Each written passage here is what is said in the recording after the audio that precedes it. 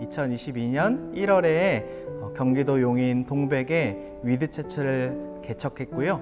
저는 예수님과 행복하게 동행하고 있는 장사나입니다. 제가 청년 시절에 인도네시아로 선교를 가게 됐는데 거기서 김승희 목사님을 만났습니다. 김승희 목사님을 만나서 자카르타 공항에서 헤어지는 날 목사님 제 멘토가 되어주세요 라고 말씀을 드렸고 그렇게 헤어졌습니다. 그래서 한국에 오게 되고 김승희 목사님을 다시 만났을 때 목사님께서 저에게 제가 청년이기 때문에 이렇게 물어보셨어요. 사나야, 예수님이 함께 계시는 것이 지금 느껴지냐? 근데 제가 마음속으로 이 목사님 좀 이상하시다 이런 생각을 했습니다. 그렇게 대화를 하고 끝내고 지하철로 집으로 가고 있을 때 지하철에서 하나님의 임재가 물이 바다 덮음같이 제게 임했습니다. 그때 제가 나중에 해석이 됐는데 내가 목사님이 하나님과 친밀한 관계, 그 화평의 열매를 먹고 누리고 왔구나 라는 생각을 하게 됐습니다. 청년 시절에 제 고민이 있었는데 어떻게 습관적인 죄에서 승리할 수 있을까? 이것이 저의 가장 큰 괴로움이면서 고민이었습니다.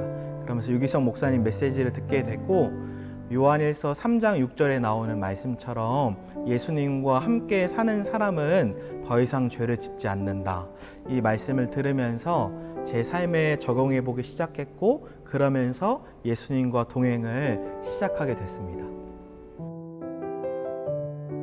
제가 22년에 교회를 개척했기 때문에 그 전까지는 청년들 또 청소년들 대상으로 예수 동행 운동을 계속했습니다.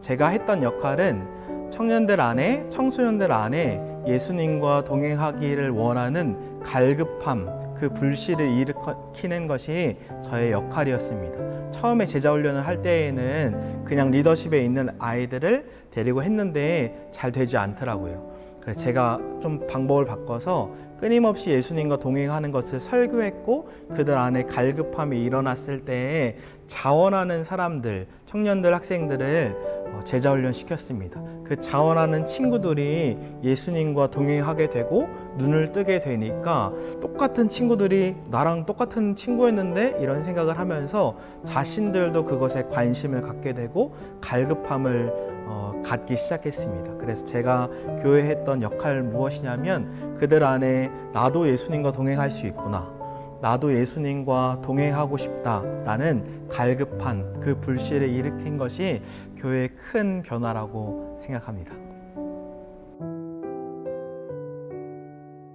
사실 가장 큰 어려움은 제 자신에게 있었습니다. 제가 아내를 변화시켜 보려고 같이 예수 동행일기 쓰자라고 했는데 아내가 좀처럼 움직이지 않더라고요. 근데 주님이 주시는 마음은 사나야, 네가 먼저 변화해야 된다라는 마음을 주셨어요. 제가 제 삶에 변화되는 것에 집중하기 시작했습니다.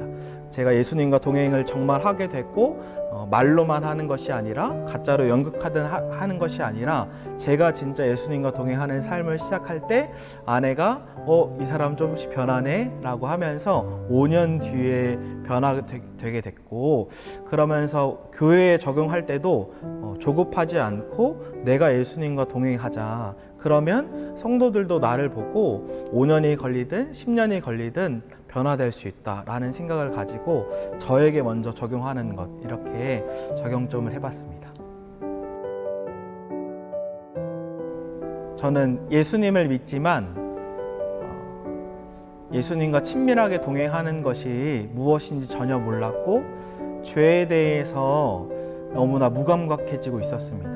근데 예수님과 친밀하게 동행하게 됐을 때 죄에 대해서 민감해지고 예수님과 가장 가까이 깨어서 친밀하게 동행하고 싶다라는 갈급함이 일어나기 시작했습니다.